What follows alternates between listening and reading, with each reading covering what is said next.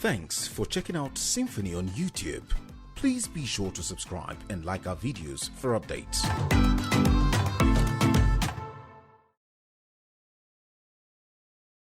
As I'm joined by two Nigerians, with me in the studio here is Dike Chukwumerije, who's an author and a member of Fixed Politics Initiative. Thank you so much. Thank you for having me. I appreciate it. Joining me virtually from Lagos is Kate Henshaw. Kate Henshaw is an actress, also she belongs to the Fixed Politics Initiative. Thank you so much for joining us. Thank you. I wonder if you're in Abuja, whether you would have joined the protest at the National Assembly. Definitely, definitely. It's my right as a Nigerian citizen. So what do you make out of the issue that came up suddenly over this weekend? Reports that crucial sections have been doctored, sections that, if passed into law, will help to ensure credible elections in Nigeria. What do you make out of it? There's no smoke without fire. I mean, we're hearing rumors. So it's best that we tackle this from the root cause. We also need to remind the National Assembly members that they are there as representatives of various constituencies of Nigerians. So they have no right to scuttle the aspirations of Nigerians. Now, the electronic transmission of results will help us and go a long way through making our democratic process and our electoral process transparent. It is our hope as a nation for a stable, secure nation where we can progress positively. I mean, they must deploy technology in transmitting of results. It's happening all over the world. Now, if you do not allow electronic transmission of results, you're giving room for corruption, fraudulent transmission of results, rigging, and so many other stuff. Okay, Chukwumerije, what's the own input here? I think it's important, particularly now, when we're seeing so much restiveness in the country. It's important to show people that there are credible alternative paths to change and reform, peaceful through the democratic process. So this is the best time to be seen to be making the electoral system even more open, more transparent, less amenable to manipulation of any sort. Because the argument of many of agitators is that peaceful change is no longer possible. So it's very important that the system sends a strong message. We shouldn't further help to spread. Exactly. We shouldn't send that message that peaceful change is not possible. It's not possible. We have to give hope. We have to give hope. We have to say the right means we can effect the necessary Exactly. That's the point, that this is a time to send that strong signal. And one of the most potent sources of manipulating election results is in that transmission of results from the polling unit to the local government, senatorial district. You know, on that journey, if anybody has ever, if you've ever participated in elections, people literally get in their cars, follow the ballot boxes, collate in manually in a convoy. So it's so amenable to manipulation. As the result is moving from point to point, it's changing. By the time it gets to Abuja, it's completely different from what happened at the polling unit. And there is no alternative result to compare it with. Electronic transmission cuts all that out. It just gives you direct results from the polling units. You can still go on with your manual system, but at the end of the day, you have something to compare it with. And this gives people hope that the electoral system is credible.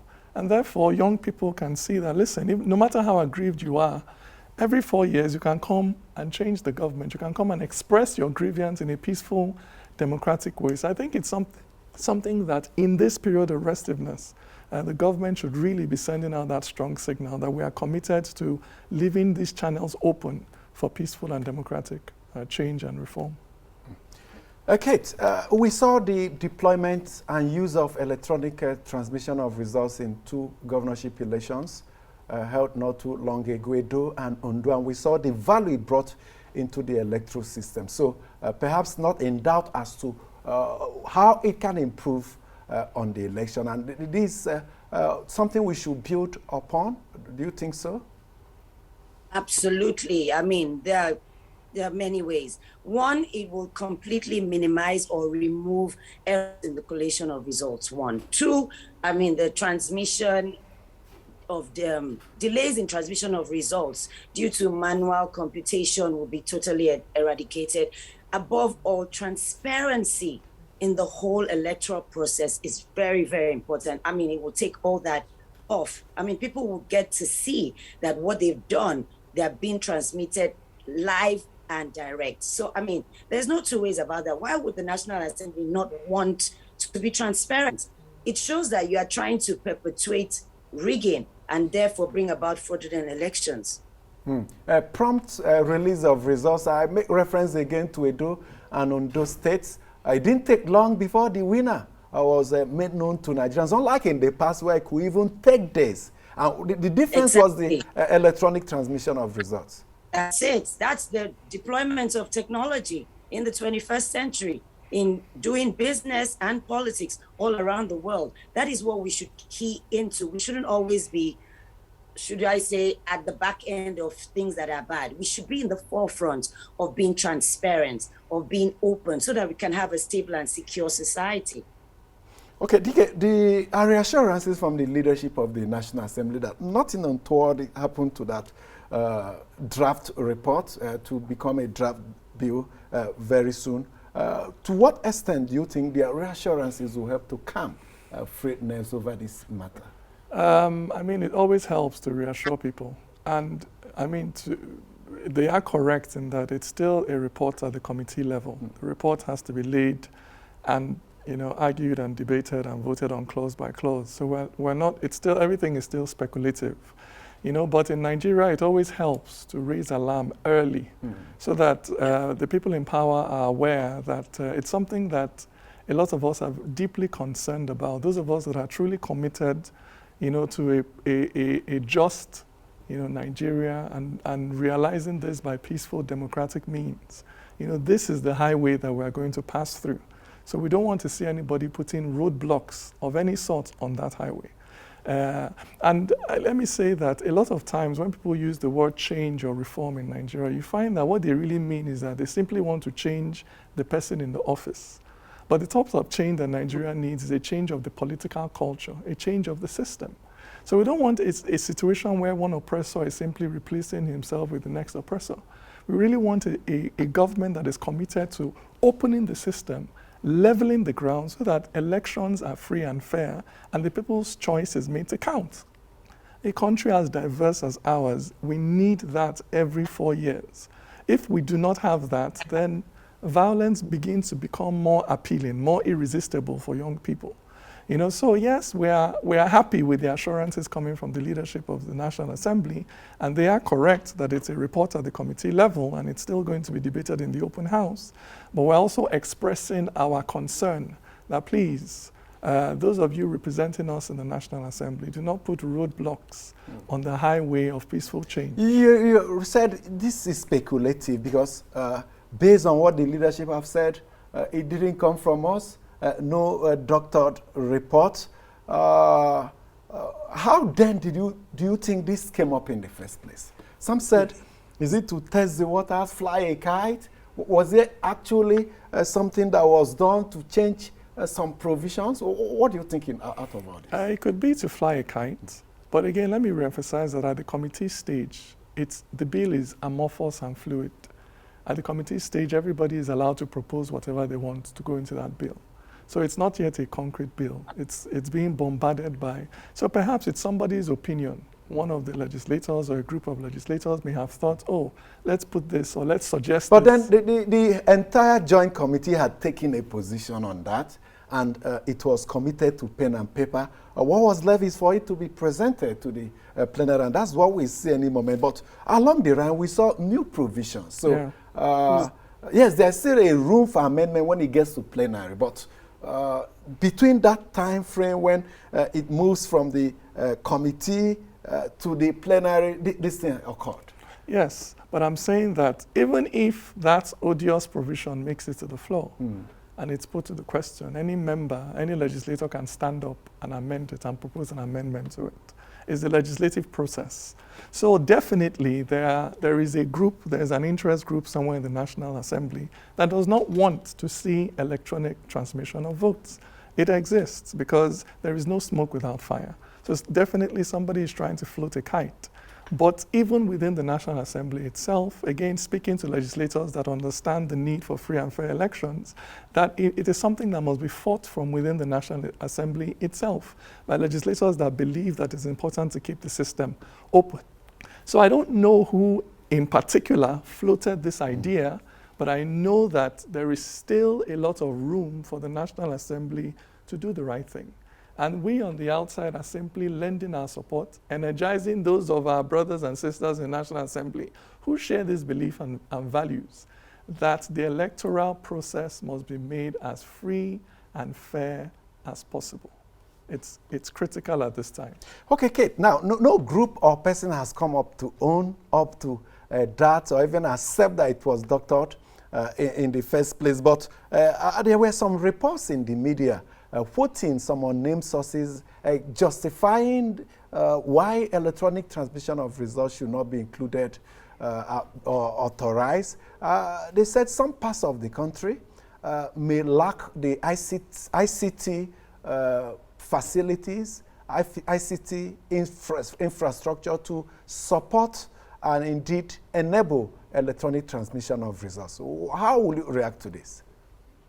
Well, this is the time to then deploy technology in those areas where they do not have access to ICT. I mean, there is time. We don't give excuses where wrongdoing will then occur.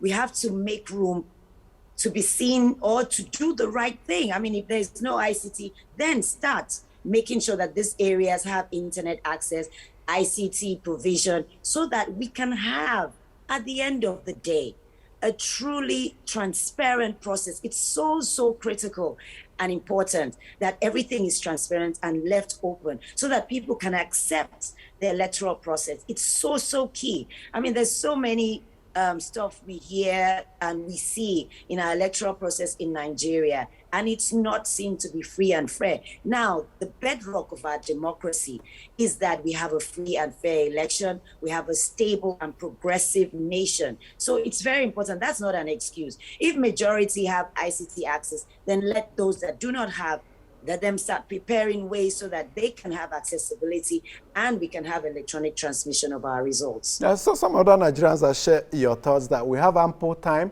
If a particular technology will not be adequate, you provide alternative, and it is the responsibility of INEC to do that. They have also said we don't run away from problems. The best way to deal with a problem is to tackle it. That electronic transmission remains the only way out. That's justifying what you said. Yes.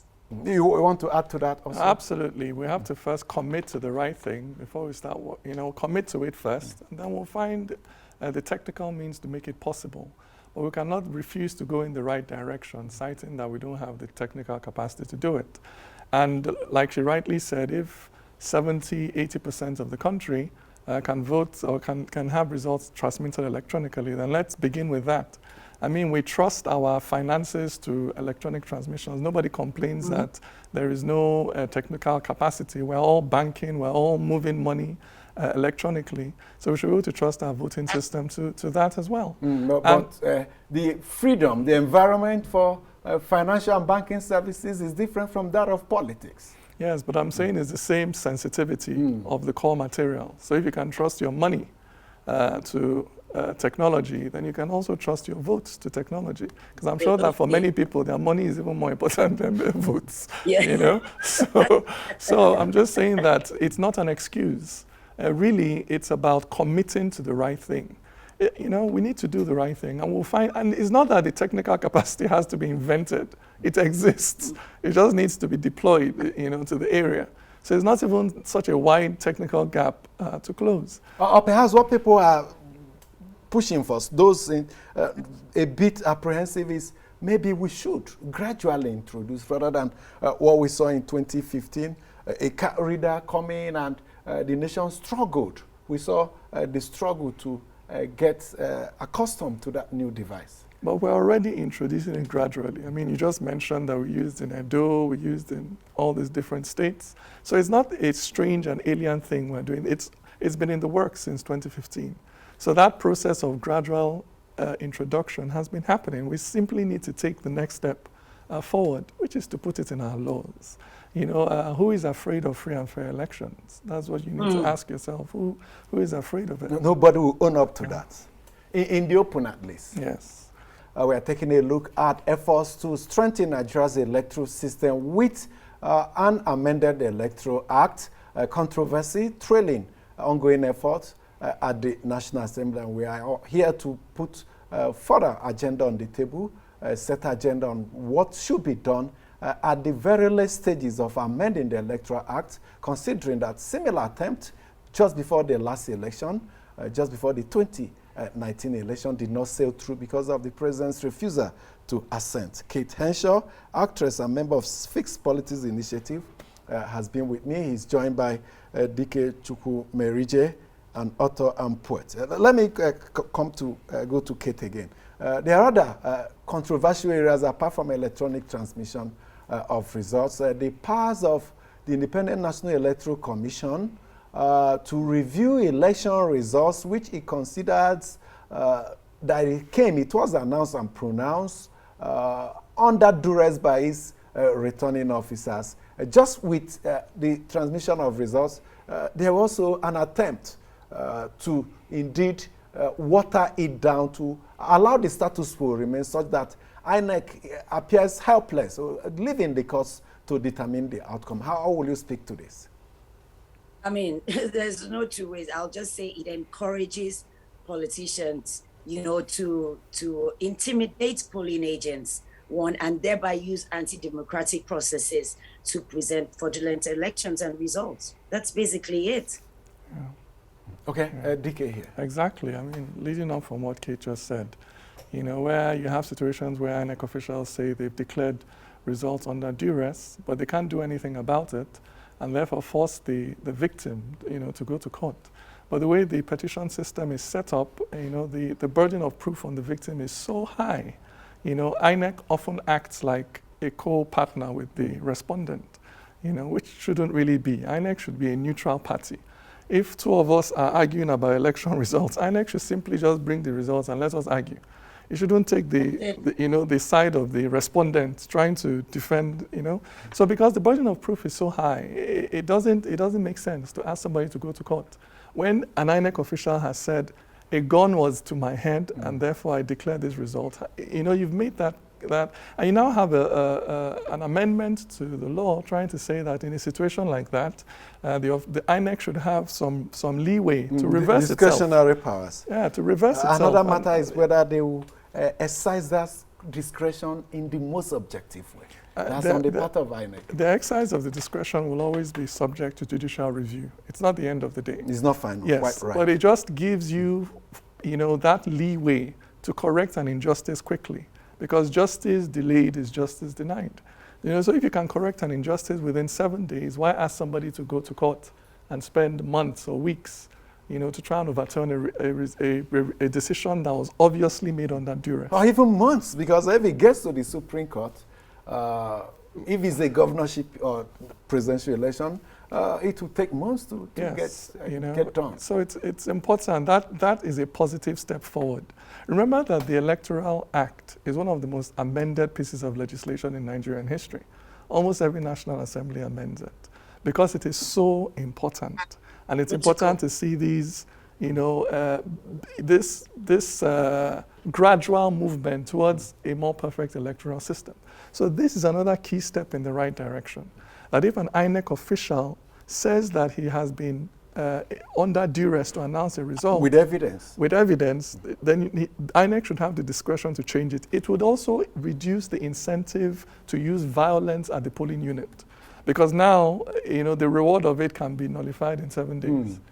Yeah, Kate, maybe you take off from where Dike stopped. The approach on the part of politicians is to get the results pronounced, get returned on the field at all costs. Issue of going to court, maybe they say when we get to the bridge, we'll cross it. But if that power is given to INEC, now they will have something to chew with. They have that message sent that whatever you do, then it may not guarantee you that political office. Yes, very true. I mean, this is where we need to harp on electronic transmission of results. I mean, if it's transparent, nobody's going to be able to do anything on the back end or intimidate anybody or rig. So all the parties, it will be transparent to everyone. the voters, even the candidates, that this is what has been done. This is who has voted for you. So, I mean, that it's without gainsaying. Yeah. Now, she mentioned back end.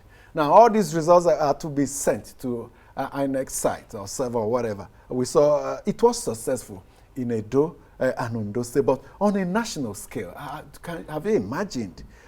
Because some of the apprehension of those resisting it is that it will be overwhelming.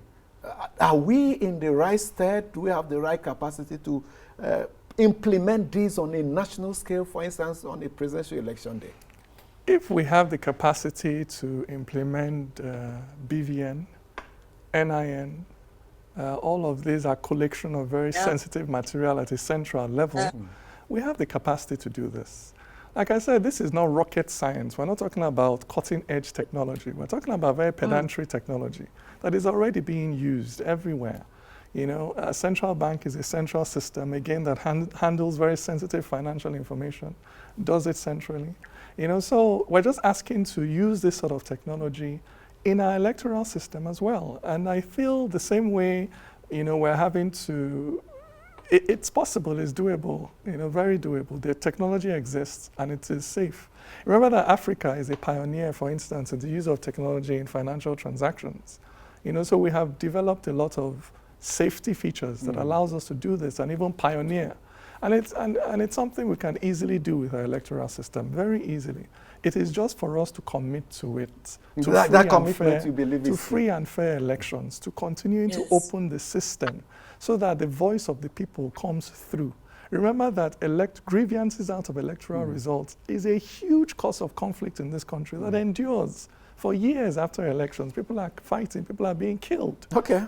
Kate, the desire is to continue to reform the electoral process. The ideal is that it will strengthen the process and empower the people. But those, some members of the political class, as we have seen in the past, will likely resist this change. What do you make out of this friction? The people will have to push much more than those that are resisting. We have to, I mean, it's an unending push, so to speak. The people continue to push. We continue to speak up. We cannot rest on our oars because a greater and better society will benefit all of us in governance, in the how do I say, value of our lives, you know, and generally everything. We're doing everything, like Dike said, BVN, NIN, we're doing banking. So why can't we apply that same knowledge and energy towards having electronic transmission and making our electoral process free and fair? That means there's something not just right about the people that are already in there. Maybe they benefited from having electronic transmission. Now you get there and you want to scuttle the aspirations of the people who put you there. Doesn't make any sense to me. So the push from the people should continue. I think it's an everlasting push, especially in Nigeria. We have to keep pushing. We have to keep raising our voices because we want a better society for all. We want good governance for all. We want a good and strong democratic process for all, so that it will be better for everybody and not just for a small percentage of people. I'm raising this issue of the push by the people because so many have resigned to faith and many may detach themselves from the electoral process. Is their thing and is a danger, some experts believe. Yes, it is a danger, but let me just quote my Bible that if you have run with men and you're tired, what happens when you run with horses? We cannot be tired. We cannot.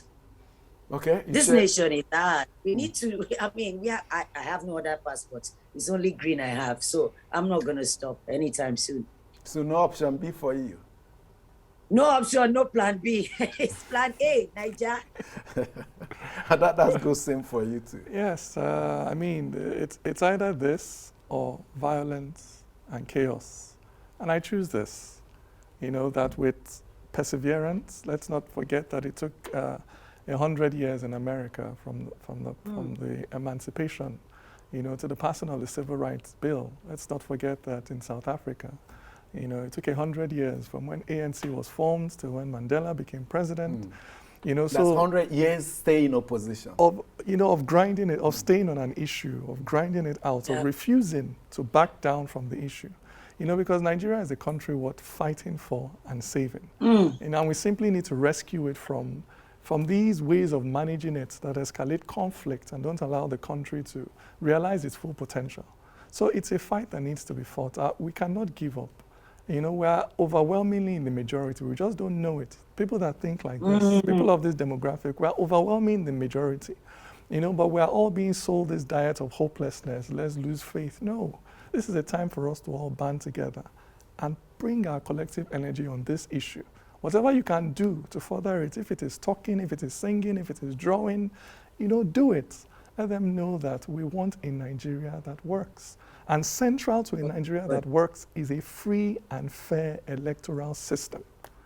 It's as simple as that. Let the people choose their leaders, Okay, let's see your views on still the Electoral Act recommendations as contained in the report put together by the Joint Committee on Electoral Matters, raising the ceiling on election campaign expenses. Yeah, that's another issue that that we're really concerned about. When you see the upper limit for campaign spending on the presidency go from 1 billion to 15 billion, for a governor, it's gone up to I think 5 billion. These are humongous amounts of money. And we don't want an electoral system that has been sold to money banks. We need an electoral system that is accessible to the ordinary, to the simple. So we need and this is an area where the government can be proactive, capping nomination fees, capping campaign funding, so that we can begin to shift the country away from money-driven politics to ideology-driven politics. Because it's an indictment on our leadership culture that you cannot get people to follow you until you pay them. You cannot get people to follow Political you until mobilization now is all about that's funds. Low-quality leadership culture.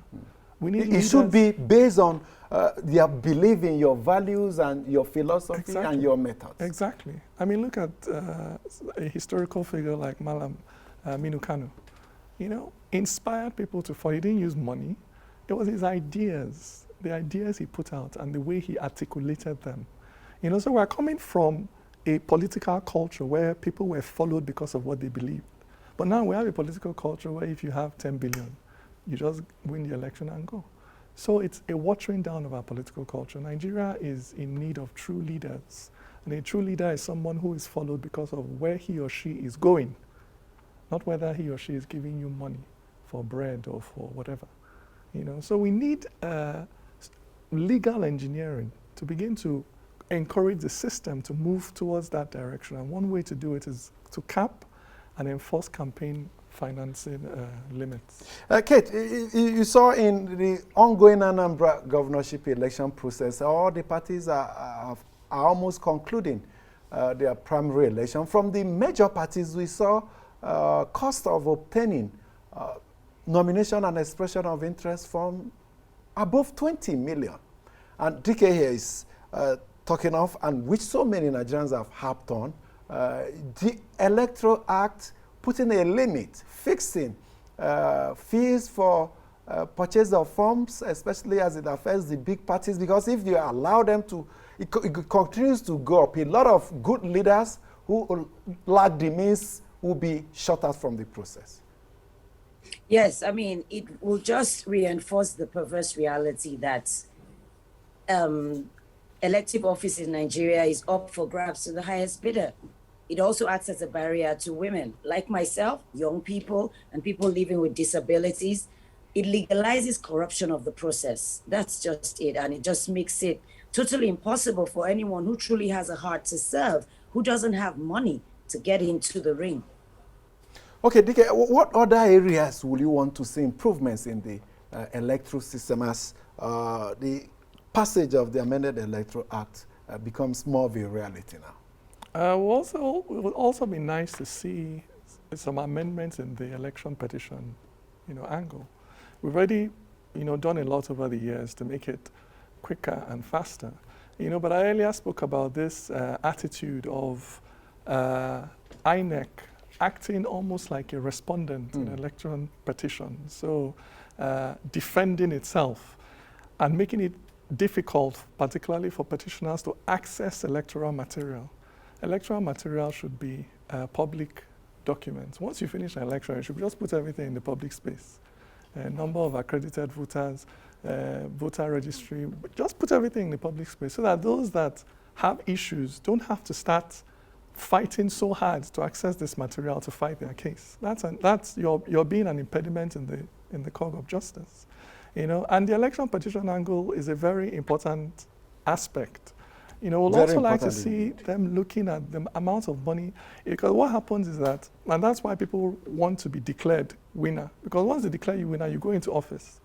And sometimes you start using public funds to fight election petitions. All the time. We have seen attorney generals come out to say, part of my responsibility is to defend the governor.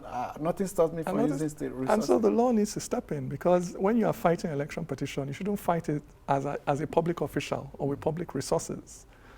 So areas like this are still areas where we need to improve on the system.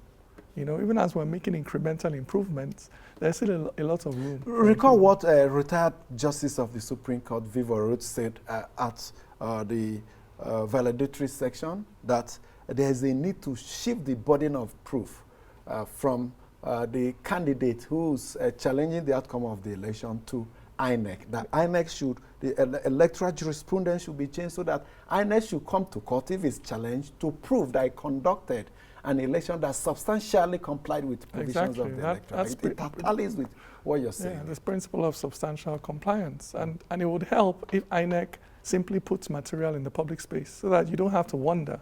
But where INEC hoards material or tells you to go to court for the court to ask INEC to bring out the material. So these things are cultural changes that need to happen. INEC needs to stop being, in a word, defensive over elections. INEC should be committed to free and fair elections and on the side of anything that advances free and fair elections, not on the side of any of the parties to an electoral contest. Let's bring in Kate here. What do you make out of it? Well, Dike has said it all. INEC should be at the forefront. I mean, if the elections are transparent, everything is there to see. I mean, the need to even go to court might even be reduced. Now, if you have a candidate who has been declared a winner, is now in office fighting for his position using public funds, that is so wrong. Maybe a caretaker committee should be in place before he's now transmitted as the winner until the whole hula baloo has been resolved. So I stand with Dike on this. INEC is taking action on that angle. They are shifting the date of election further backwards so to give greater room before swearing in for these election petition cases to be dispensed. I don't know how it will work because we'll have 180 days. Okay, go ahead. I think that's good. I think that's good. Yeah, shift the time where the person will now finally take office, let everything be done and dusted, and then he can go in as a truly declared winner of the seats that he vied for. And it's the case in some African countries. In Kenya, we saw during their last presidential election, the Supreme Court becomes the court of first and last instance for presidential election. But in Nigeria, we are still going through election petition tribunal. That's the appeal court before it gets to the Supreme Court. In 2-3 days, the Supreme Court decides a case for a presidential election, determines it, takes a position, and is implemented before swearing, before inauguration. I mean, that speaks again to that principle of justice delayed, particularly in election petition cases. And where the period of uncertainty is long, uncertainty is always dangerous, particularly in political situations where you don't know, who the leader is. But to be fair to our system, we have made a lot of progress in terms of shrinking the time of election petitions. Like I said, some good progress. We've made progress in that. But there's always room for improvement, that it has to be fast and it has to be transparent. And it will help a great deal if INEC does not see itself as a defendant or a respondent, where INEC is more willing to put electoral material in the public domain so that some of these questions can be more quickly answered. And if we begin to store information electronically, it will make it even faster and more efficient for us to guarantee access smooth access and to do these things. So INEC must be committed, truly committed as an institution to free and fair elections, not beholden to any government or any political party, but must be committed to the concept of free and fair elections, which is why, another issue is, which is why you're also careful about appointing active politicians into INEC. These are other issues that we need to keep INEC removed from politics so that it's independent and it's free. And this is the very foundation, at the very heart of our democracy. Okay. What do you expect? Your expectations for the 2023 election, taking into consideration all the actions in the lead up to it, and what's your message to fellow citizens about getting actively involved in that process? My expectation first will be to the members of the National Assembly for them to uphold the aspirations of the Nigerian citizens, to provide ways where we can truly advance as a nation. I want to tell Nigerians not to rest on their oars. I want them to go and register, get their PVC, because it's no use complaining, sitting in your room, tweeting or whatever, without actually going out. We cannot be tired. We have to go out to the polls. We have to keep doing it.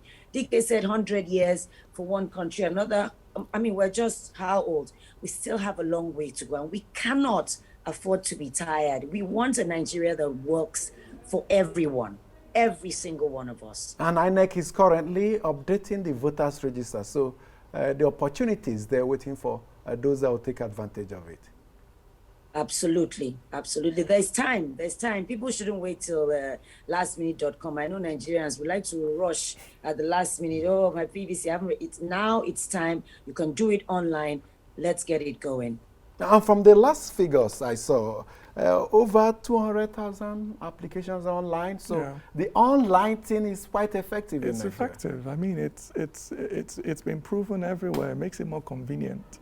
The day we even start allowing people to vote by SMS and email, how can I can't wait for us to get how can we be electing a country 200 million strong, 15 million people elect the president? There's something wrong with that. It speaks volumes. It speaks volumes. So you need to open this thing. The more Nigerians are voting, you will see that the more the leadership would actually, because right now, the leadership doesn't actually reflect our demographics. It doesn't, when you look at our leaders and you look at Nigeria, the demographics, there's a disconnect. There's a disconnect in demographics. By the time you start allowing Nigerians in their numbers to participate in the electoral system, our leadership will begin to resemble us in age, in outlook, in things like that. In philosophy, in values, in objectives. So these things are very important. Very indeed, because it will present a unified country pushing towards one direction, exactly. Not what we are seeing now, centrifugal forces pulling in all directions away from the center. By the time you allow more voices to weigh in, then the country cannot be tilted in any one angle. That's the beauty of diversity, right? It has its own internal checks and balances. Okay, thank you so much for joining us today. Kate Henshaw, join us via virtually from Lagos, a member of the Fixed Politics Initiative. Same with Dike Chukwumerije here in the studio with me, belonging to the same organization that is actually playing an increased role in our governance process. The group sent petitions, apart from position papers to the National Assembly. It also dispatched a group to deliver a strongly worded paper letter to the leadership of the National Assembly when news broke that some provisions of the Electoral Act Amendment Bill has been doctored. Commend you for your efforts and only say, do more for your country. Thank you for After all, the future belongs to you, young Nigerians. Thank you so much again for making it to the program. Thank you, Amechi, for having us. God bless you.